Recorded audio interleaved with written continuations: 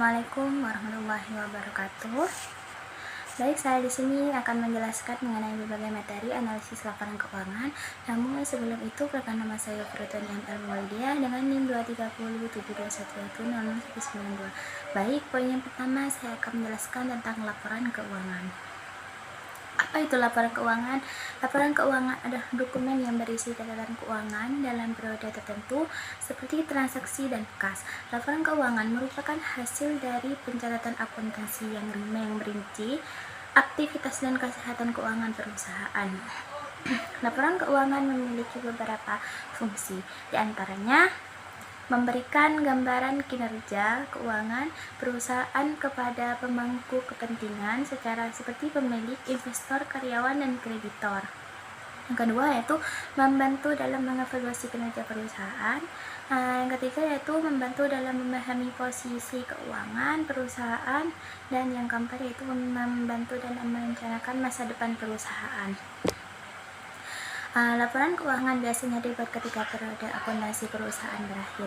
Laporan keuangan utama bisnisnya mencari laba meliputi neraca laporan, laba rugi, laba arus kas, laporan perusahaan ekuitas. Tujuan laporan keuangan adalah untuk memberikan informasi keuangan yang berguna bagi berbagai pihak, diantaranya investor.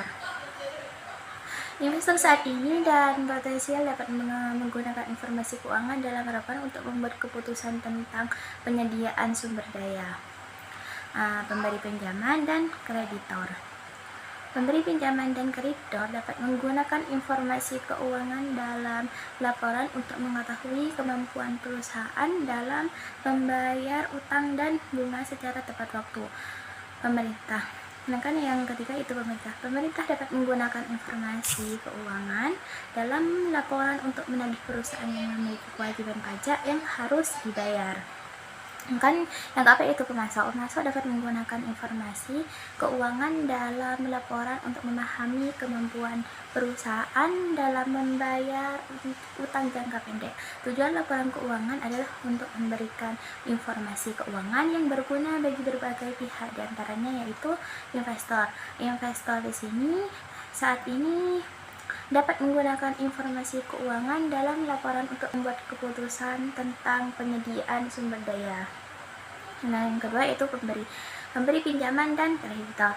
Pemberi pinjaman dan kreditor dapat menggunakan informasi keuangan dalam laporan untuk mengetahui kemampuan perusahaan dalam membayar utang dan bunga secara tepat waktu. Sedangkan yang ketiga itu pemerintah. Pemerintah dapat menggunakan informasi keuangan dalam laporan untuk menagih perusahaan yang memiliki kewajiban pajak yang harus dibayar. Sedangkan yang keempat yaitu pemasok. Pemasok dapat menggunakan informasi keuangan dalam laporan untuk memahami kemampuan perusahaan dalam membayar utang jangka pendek. Perusahaan. Sedangkan yang terakhir yaitu laporan keuangan dapat memperjelas strategi perusahaan termasuk tujuan jangka panjang, inisiatif strategis dan langkah-langkah yang diambil untuk mencapai pertumbuhan dan keberhasilan jangka panjang. Laporan keuangan menggambarkan jumlah pendapatan yang diterima dan biaya yang dikeluarkan, sehingga dapat diketahui apakah perusahaan tersebut memperoleh laba atau rugi. Laporan keuangan memiliki banyak manfaat, diantaranya yaitu dapat mengetahui kondisi keuangan perusahaan seperti aset, kewajiban, ekuitas, dan hasil operasi. Dan yang kedua mengetahui kelemahan dan kekuatan perusahaan, mengetahui arus kas perusahaan, yaitu kemana uang perusahaan di sini mengalir dan dari mana pemasukannya. Yang ketiga yaitu mengetahui prospek perusahaan ke depannya, mengetahui BEP, break even point, yaitu jumlah pendapatan yang harus dicapai untuk menutupi biaya yang dikeluarkan. Yang keempat yaitu mencatat perubahan aset yang terjadi sehingga nilai aktual aset dapat diketahui dan dipertanggungjawabkan. Memantau besaran pajak yang dibayarkan kepada negara dan membantu dalam mengevaluasi kinerja perusahaan, kinerja aktivitas operasi, ekuitas investasi, dan aktivitas pendanaan. Sedangkan lanjut pada materi yang kedua yaitu analisis laporan keuangan. Apa sih itu analisis laporan keuangan? Analisis laporan keuangan adalah proses penguraian data dalam laporan keuangan menjadi komponen-komponen, menelaah setiap komponen dan mempelajari hubungan antar komponen tersebut. Tujuan dan manfaat analisis laporan keuangan adalah yang pertama yaitu mengetahui posisi keuangan perusahaan dalam satu periode tertentu seperti harta, kewajiban, modal, dan hasil usaha. Yang kedua yaitu mengetahui kelemahan-kelemahan perusahaan. Yang ketiga yaitu laporan keuangan sendiri merupakan hasil dari proses akuntansi yang dapat digunakan untuk berkomunikasi antara data keuangan atau aktivitas perusahaan dengan pihak-pihak yang berkepentingan. Laporan keuangan umumnya terdiri dari neraca, laporan laba rugi, laporan perubahan modal, laporan arus kas. Analisis laporan keuangan memiliki beberapa tujuan, diantaranya yaitu mengetahui posisi keuangan perusahaan seperti harta, kewajiban, modal, dan hasil usaha, mengetahui kemampuan perusahaan dalam melunasi utang dan bunga. Yang ketiga itu mengetahui kemampuan perusahaan dalam memanfaatkan aset untuk menghasilkan keuntungan. Untuk mengetahui perubahan posisi keuangan perusahaan dalam suatu periode tertentu. Sedangkan selanjutnya itu memproyeksikan kondisi perusahaan di periode selanjutnya, membandingkan nilai perusahaan dengan nilai kompetitor. Menurut para ahli, analisis laporan keuangan memiliki beberapa manfaat, diantaranya yaitu membantu memahami kinerja perusahaan di masa lalu, situasi saat ini, dan prospek masa depan, mengetahui kekuatan dan kelemahan perusahaan. Sedangkan yang selanjutnya itu mengetahui tindakan korektif yang diperlukan untuk kondisi keuangan perusahaan, melakukan evaluasi kinerja bisnis perusahaan di masa depan, dan membantu perusahaan mengambil keputusan yang lebih dari informasi dan strategis. Analisis laporan keuangan membutuhkan keterampilan teknis, analitis, dan memecah masalah yang tinggi. Akuntan yang dapat memberikan analisis laporan keuangan yang berkualitas dapat membawa manfaat jangka pendek maupun jangka panjang untuk operasional bisnis. Laporan keuangan umumnya terdiri dari neraca, laporan laba rugi, laporan perubahan modal, dan laporan arus kas. Sedangkan poin yang ketiga itu menjelaskan tentang rasio keuangan. Para ahli memiliki pandangan yang berbeda tentang rasio keuangan. Menurut Sujarweni 2017, rasio keuangan adalah kegiatan menganalisis laporan keuangan dengan membandingkan akun satu dengan akun lain. Tujuannya adalah untuk mengidentifikasi kekuatan dan kelemahan perusahaan serta membantu perusahaan menilai kinerja keuangannya. Sedangkan menurut Subramayan dan Johan 2012, rasio keuangan adalah teknik analisis keuangan yang banyak digunakan oleh pengguna laporan keuangan. Dari beberapa rasio yang dihasilkan, ada yang umum dan ada yang hanya untuk keadaan satu industri tertentu. Tujuan rasio keuangan adalah untuk memberikan gambaran tentang kondisi keuangan satu perusahaan, baik saat ini maupun di masa depan. Rasio keuangan juga dapat membantu investor dan pemangku kepentingan lainnya untuk memahami kinerja finansial perusahaan. Rasio keuangan memiliki beberapa manfaat, diantaranya yaitu mengukur kinerja keuangan perusahaan. Yang kedua itu menunjukkan kesehatan keuangan perusahaan. Yang ketiga itu mengidentifikasi kelemahan perusahaan, membandingkan perusahaan dengan perusahaan lain di sektor yang sama. Sedangkan yang keempat itu membantu menentukan langkah-langkah perusahaan di masa depan. Beberapa jenis rasio keuangan diantaranya yaitu rasio profitabilitas atau rentabilitas untuk mengukur kemampuan perusahaan menghasilkan keuntungan, rasio likuiditas untuk mengukur kemampuan perusahaan menjamin kewajiban lancarnya, rasio pengungkit leverage atau solvabilitas untuk mengukur tingkat pengelolaan sumber dana perusahaan. Sedangkan rasio aktivitas untuk menggambarkan aktivitas perusahaan dalam menjalankan operasinya. Sedangkan beralih pada poin yang keempat, yaitu rasio likuiditas. Apa sih rasio likuiditas itu? Pengertian rasio likuiditas itu menurut para ahli adalah sebagai berikut. Menurut Philip Weston adalah Rasio likuiditas adalah rasio yang menggambarkan kemampuan perusahaan dalam membayar kewajiban atau jangka panjang pendeknya, terutama utang yang sudah jatuh tempo. Sedangkan menurut Irham Fahmi, rasio likuiditas adalah kemampuan suatu perusahaan memenuhi kewajiban jangka pendeknya secara tepat waktu. Rasio likuiditas adalah rasio yang mengukur kemampuan perusahaan untuk membayar kewajiban yang segera jatuh tempo. Rasio likuiditas dapat memberikan banyak manfaat bagi perusahaan, seperti menunjukkan posisi likuiditas. Yang kedua itu, rasio likuiditas dapat membantu perusahaan mendapatkan gambaran tentang posisi likuiditasnya. Menunjukkan kekayaan aset. Rasio likuiditas dapat menunjukkan kekayaan aset perusahaan saat ini.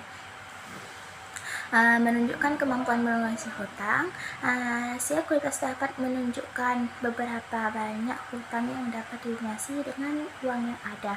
Macam-macam rasio likuiditas yang umum digunakan adalah rasio lancar atau yang disebut dengan current ratio atau rasio cepat, rasio kas. Rasio likuiditas merupakan metrik keuangan yang menunjukkan kemampuan perusahaan dalam melunasi kewajiban finansial jangka pendek tanpa menambah modal eksternal. Berikut rumus menghitung rasio likuiditas. Rasio lancar itu current ratio sama dengan aktiva lancar atau untung lancar kali 100%. Rasio cepat liquidation cash effect piutang lancar sedangkan rasio kas ratio cash effect garing. Sedangkan rasio solvabilitas adalah rasio yang menunjukkan kemampuan perusahaan dalam memenuhi kewajiban jangka panjang. Lanjut pada materi yang kelima, yaitu rasio solvabilitas. Sedangkan apa sih itu rasio solvabilitas? Rasio solvabilitas adalah metrik untuk mengukur kemampuan perusahaan dalam melunasi kewajiban untuk utang jangka pendek dan jangka panjang. Rasio ini juga disebut dengan rasio leverage atau rasio solvabilitas, dapat dihitung berdasarkan pos-pos yang bersifat jangka panjang seperti aktiva, utang jangka panjang. Rasio ini dapat digunakan untuk yang pertama, mengetahui sejauh mana perusahaan didanai menggunakan hutang, mengetahui seberapa besar aktiva perusahaan dibiayai oleh hutang. Angka yang kedua yaitu memprediksi kemampuan bisnis membayar bunga hingga beberapa tahun mendatang. Rumus rasio solvabilitas adalah seluruh aktiva dibagi seluruh utang lalu dikali 100% rasio solvabilitas. Rasio solvabilitas adalah rasio yang digunakan untuk mengukur kemampuan perusahaan untuk memenuhi kewajiban utang dan jangka panjangnya. Berikut adalah beberapa jenis rasio solvabilitas, yaitu debt to equity, yaitu ratio D atau DER. Rasio ini mengukur proporsi utang yang digunakan perusahaan untuk membayar asetnya. Rumus untuk menghitung DIR adalah total utang garing ekuitas atau modal dikali 100%. Yaitu debt to total asset ratio. Rasio ini mengukur sejauh mana aset perusahaan didanai oleh utang. Rumus untuk menghitung debt to total asset ratio adalah total utang garing total aset dikali 100%. Yang ketiga yaitu interest coverage ratio. Rasio ini mengukur kemampuan perusahaan untuk membayar bunga pada utangnya. Rumus untuk menghitung interest coverage ratio adalah laba sebelum pajak dan bunga garing beban bunga kali 100%. Yang selanjutnya adalah solvency ratio. Rumus untuk menghitung solvency ratio adalah laba sebelum bunga dan pajak total utang. Jika rasio hutang perusahaan lebih besar dari modal operasionalnya, maka ini adalah suatu tanda solvabilitas perusahaan tersebut bermasalah. Beralih pada materi selanjutnya, yaitu materi ke-6, yaitu rasio aktivitas. Apa sih itu rasio aktivitas? Rasio aktivitas adalah metrik keuangan yang digunakan untuk mengukur seberapa efisiensi perusahaan menggunakan asetnya dalam menghasilkan pendapatan dan uang tunai. Rasio aktivitas juga dikenal sebagai rasio perputaran atau rasio efisiensi operasional, rasio aktivitas atau rasio perputaran memiliki beberapa tujuan, yaitu satu, membandingkan kinerja perusahaan dari waktu ke waktu, dan kedua untuk membandingkan kinerja perusahaan dengan perusahaan sejenis. mengetahui beberapa aktivitas perusahaan pengalaman memanfaatkan sumber daya atau aktiva. Langkah selanjutnya itu mengetahui seberapa efisien perusahaan mengelola item-item neracanya seperti inventaris, piutang, dan hutang usaha. Langkah selanjutnya itu mengidentifikasi area yang perlu ditingkatkan dalam mengelola aset piutang dan hutang. Seberapa banyak rasio aktivitas diantaranya yaitu rasio perputaran piutang atau receivable turnover, rasio perputaran persediaan, working capital turnover atau perputaran modal kerja, rasio perputaran aktiva tetap atau fixed asset turnover, sedangkan total asset turnover atau perputaran aktiva, rasio perputaran hutang atau account payable turnover atau rasio hutang berdebar, rasio perputaran kas atau cash turnover, rasio siklus operasi atau operational cycle, rasio siklus konversi atau konversi kas conversion cycle. Sedangkan beralih pada materi ketujuh yaitu rasio profitabilitas. Rasio profitabilitas adalah metrik keuangan yang digunakan untuk mengukur kemampuan perusahaan dalam menghasilkan keuntungan atau laba dari pendekatannya. Rasio ini merupakan salah satu 5 elemen rasio finansial yang harus dimiliki oleh perusahaan. Berikut adalah beberapa tujuan dari rasio profitabilitas. Yang pertama itu mengetahui perkembangan laba. Perusahaan dari waktu ke waktu mengetahui posisi laba perusahaan tahun ini dibandingkan dengan tahun sebelumnya.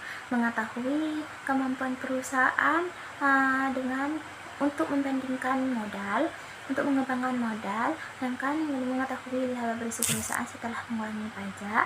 Selanjutnya yaitu mengetahui produktivitas perusahaan dalam mengelola modal. Beberapa jenis rasio profitabilitas yang diantaranya itu gross profit margin atau laba kotor, sedangkan net profit margin atau laba bersih, return on asset, return on equity, return on sales, return on investment, earning per share, return on capital employed. Sedangkan rumus untuk menghitung beberapa jenis rasio profitabilitas adalah gross profit margin, laba kotor atau laba pendapatan dikali 100%. Net profit margin sama dengan laba bersih setelah pajak penjualan. Sedangkan laba bersih total aset dibagi total aset. Laba bersih adalah pajak dibagi ekuitas pemindahan saham, sedangkan laba sebelum pajak dan bunga penjualan dikali 100%, sedangkan laba dan atas investasi dikurangi investasi awal atau investasi kali 100%. Sedangkan materi yang ke-8 yaitu rasio keuangan bank. Rasio keuangan bank adalah rasio yang digunakan untuk menilai kinerja bank dalam suatu periode. Dalam suatu periode akuntansi, rasio keuangan bank lebih kompleks dibandingkan rasio yang digunakan untuk menilai kinerja perusahaan non-bank. Rasio keuangan bank memiliki beberapa fungsi, yaitu perkiraan terhadap hasil dan kondisi keuangan bank, diagnosis terhadap masalah manajerial atau operasional, dan masalah lainnya. Beberapa keuangan bank yang umum digunakan antara lain yaitu rasio likuiditas, rasio solvabilitas, dan rasio profitabilitas, margin bunga bersih, dan penyisihan keuangan kredit. Rasio efisiensi rasio keuangan bank digunakan untuk berbagai tujuan, diantaranya yaitu mengetahui kemampuan bank dalam menyelesaikan kewajiban jangka pendek, mengetahui kemampuan bank dalam mendukung kegiatan bank secara efisien, dan ketiga itu mengetahui kondisi dan hasil keuangan bank secara perkiraan, mengidentifikasi masalah manajerial dan operasional kerja, dan yang ketiga yang selanjutnya itu mengurangi ketidakpastian dalam pengambilan keputusan, mempertimbangkan awal dan pemilihan investasi, mengukur tingkat keberhasilan manajemen bank. Sedangkan beralih pada materi yang ke-9 yaitu modal kerja. Apa sih yang dimaksud modal kerja? Menurut Kasmi 2019-2020, modal kerja merupakan modal yang digunakan untuk melakukan kegiatan operasional operasi perusahaan. Modal kerja dapat diartikan sebagai investasi yang digunakan dalam aktiva lancar atau aktiva jangka pendek seperti kas, bank, surat-surat berharga, piutang, persediaan aktiva dan aktiva lancar. Tujuan dari jenis-jenis modal kerja adalah untuk membiayai operasional perusahaan sehari-hari dan memenuhi kebutuhan dana jangka pendek. Modal kerja yang cukup dapat membuat perusahaan beroperasi secara efisien dan ekonomis serta menghindari kesulitan keuangan. Berikut ini beberapa jenis modal kerja yang dimiliki perusahaan. Uang tunai atau kas, modal kerja yang paling liquid dan dapat digunakan untuk membiayai operasional bisnis. Persediaan barang yang bahan baku yang dimiliki perusahaan untuk diproduksi menjadi barang jadi. Sedangkan yang ketiga yaitu piutang. Piutang ini adalah modal yang diterima perusahaan dari pembayaran barang atau jasa yang belum dilunasi oleh pelanggan. Sedangkan yang selanjutnya itu hutang usaha. Hutang usaha adalah hutang yang dimiliki waktu jatuh tempo singkat dan dihasilkan dari pembelian barang dan atau jasa dari kreditur permanen atau working capital. Modal kerja yang bisa berlanjutan atau terus menerus hingga yang punya itu variabel working capital. Modal kerja yang jumlahnya tidak menentu dan sering berubah tergantung pola produksi perusahaan. Beberapa sumber modal kerja yang dapat digunakan perusahaan diantaranya yaitu hasil operasi perusahaan, yang kedua itu keuntungan penjualan surat-surat berharga, yang ketiga penjualan saham, penjualan aktiva tetap, penjualan obligasi, pinjaman, dana hibah dan lain-lain. Sedangkan materi yang ke-10 adalah tentang kredit. Apa itu kredit? Kredit adalah transaksi keuangan yang melibatkan pihak pemberi pinjaman atau kreditur dan pihak penerima pinjaman atau debitur. Dalam transaksi ini, kreditur memberikan sejumlah uang kepada debitur dengan syarat debitur harus mengembalikan dana pokok dan bunganya dalam jangka waktu tertentu. Kredit dapat digunakan untuk berbagai keperluan, itu untuk membeli rumah, kendaraan, peralatan kantor, atau untuk modal usaha. Kredit memiliki beberapa fungsi dan jenis, diantaranya fungsi kredit yaitu kredit dapat membantu masyarakat memenuhi kebutuhannya baik konsumtif maupun produktif. Kredit juga dapat meningkatkan daya guna uang, peredaran uang, dan stabilitas ekonomi.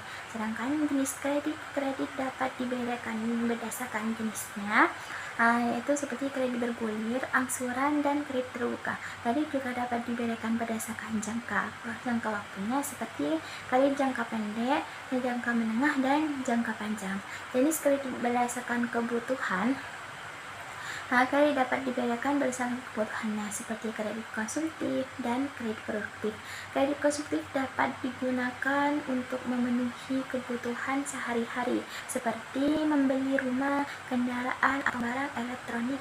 Kredit produktif dapat digunakan untuk memulai atau mengembangkan suatu usaha.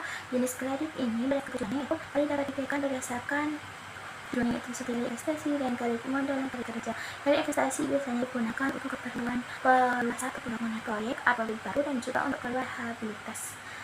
Kredit modal juga digunakan untuk keperluan meningkatkan produksi dalam operasionalnya. Beralih pada materi yang ke-11 yaitu laba kotor. Itu apa yang dimaksud dengan laba kotor? Laba kotor adalah keuntungan perusahaan yang dapat didapat setelah dikurangi biaya produksi yang penjualan produk atau jasa. Laba kotor dapat dikenal sebagai pendapatan kotor atau laba penjualan.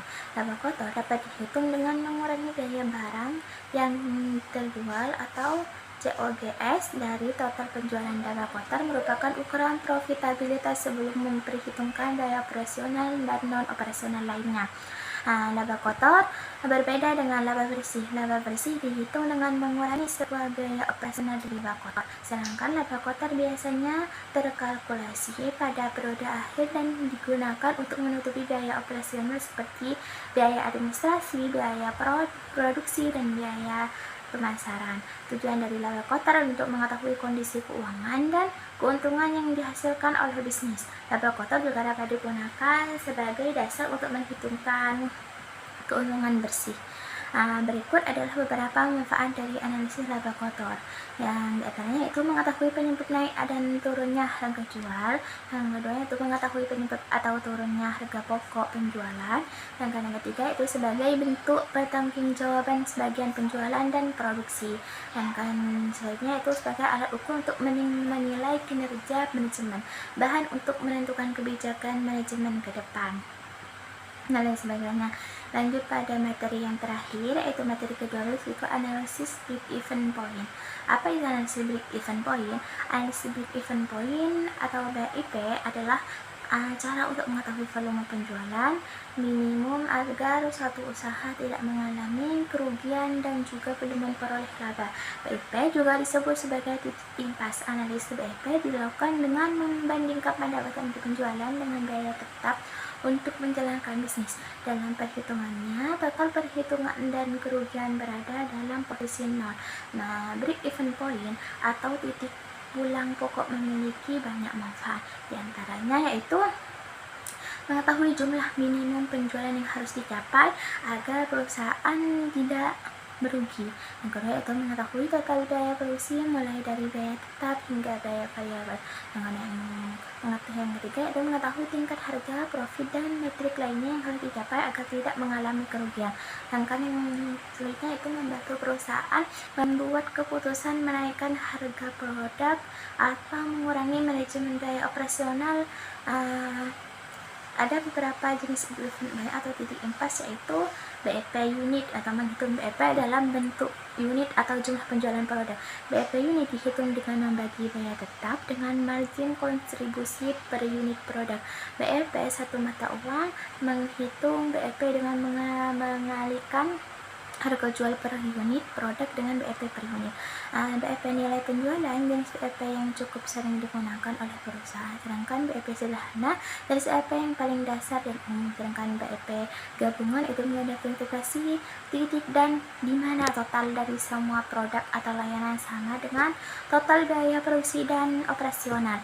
Sedangkan BIP proyek yakni jenis BIP dan lainnya, BIP lainnya. Sedangkan BIP dalam waktu jenis BIP lainnya.